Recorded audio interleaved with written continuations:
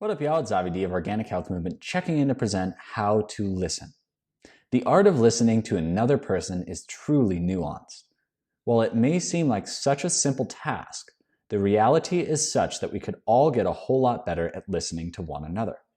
It turns out that one of the most painful experiences of my childhood was feeling that I wasn't heard.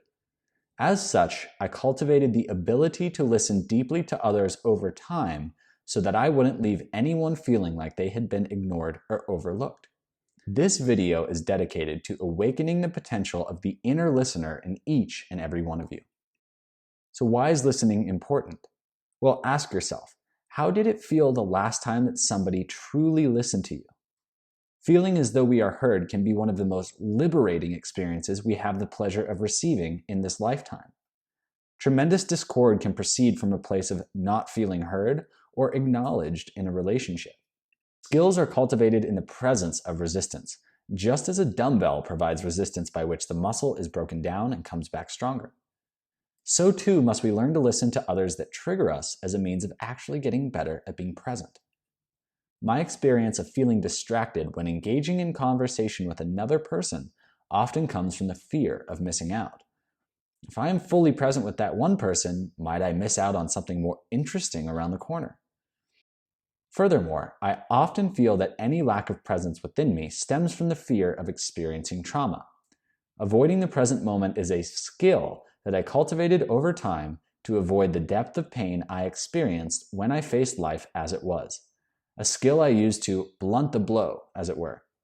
I am fascinated by the aspect of me that finds rumination and daydreaming incredibly comfortable and satiating. I find that there is tremendous safety in being present with myself, whereas others are more unpredictable. When we listen to another person, it turns out that we are listening to past aspects of ourselves that have returned to us to be healed. The concept that the world is a mirror to what you have yet to resolve is not true. In fact, you are a mirror to the world. You shine the light of your current consciousness onto the past aspects of yourself that need love. To be fully present with another is to be fully present with ourselves. Yet my experience of full presence is often that it can lead me to not have anything to say in return. I'm just fully alive and awake in that moment with that person. So to avoid that awkwardness, I actually recommend a bit of personal rumination and distraction on a cognitive level. Because although we can be fully present with another, we can also be formulating thoughts, opinions, and contributions to the conversation in the background, which is something that kind of modern mindfulness discourages us from engaging with, as a means of creating greater contributions to the conversation. And it allows us to further our back and forth with somebody rather than just being kind of like a stone Buddha, just listening and not having much to say. So we need to find the balance because, again, interpersonal communication is a give and take relationship. One of the prerequisites to being fully present with another is to feel safe in our body. When we feel ungrounded, our mind is focused on safety and survival, the reptilian brain, versus emotional connection, the limbic and emotional brain. In order to fully listen, I've designed the step-by-step process that I use as a means of creating greater connection to my conversation. The first task is to breathe. Ground into your body to connect with another individual. Breathe into any tight areas you may be feeling in regards to the conversation. By bringing breath into the body, we relax the nervous system and we allow presence to naturally evoke from the skill set, the soul that we have that is guiding our body through the process, whereas the body can be fidgety or want to move or due to cellular memory may not want to be fully engaged in that moment. So one of the ways that we bring that back into balance is, of course, to deepen our breath in through the nose, out through the nose, in through the belly, out through the belly. Secondly, look them in the eye. Connect with the other individual. The eyes tell more than one's words. You will be able to gauge where they really are in the conversation based on this cue.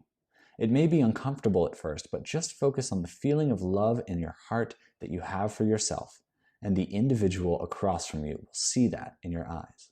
Thirdly, practice mirroring. Reflect back to the other person what they have said. Instead of jumping into your own opinion, say, I heard you say, ... or are you saying that, ?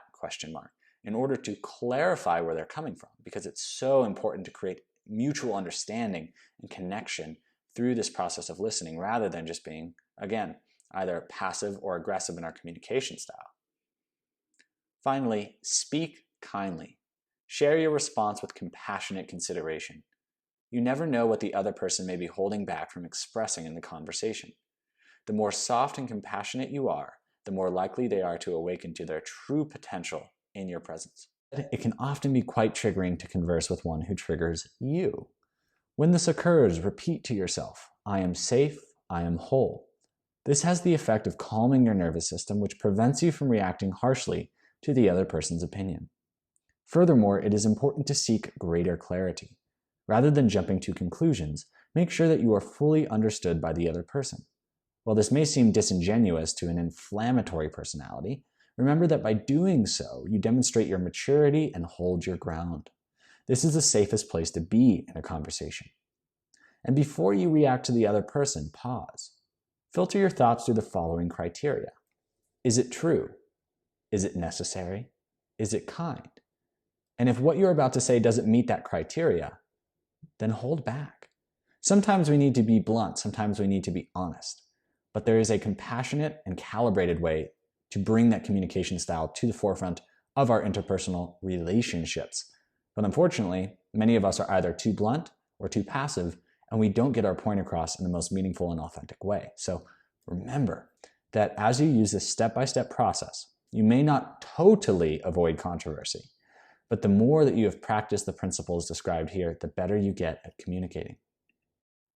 Ultimately, it is the responsibility of the other party to feel heard. We often ask others to hear us in an attempt to feel acknowledged and supported.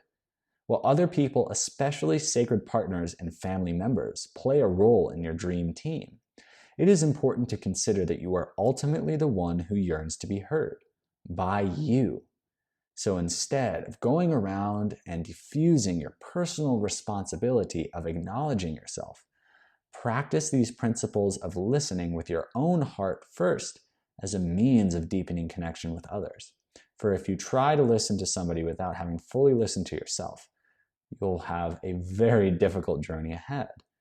If you go to the crux, the core of self-admiration, self-acknowledgement, and then you approach your interpersonal relationships from that newfound space of consciousness, you will realize that you are ready for your highest destiny to unfold. And in that spirit, may it unfold with greater ease and rapid nature than ever before. Thanks for joining me in this presentation on learning to listen, and I'm so excited for the week ahead. Be well, be good, be safe. Zavidi out.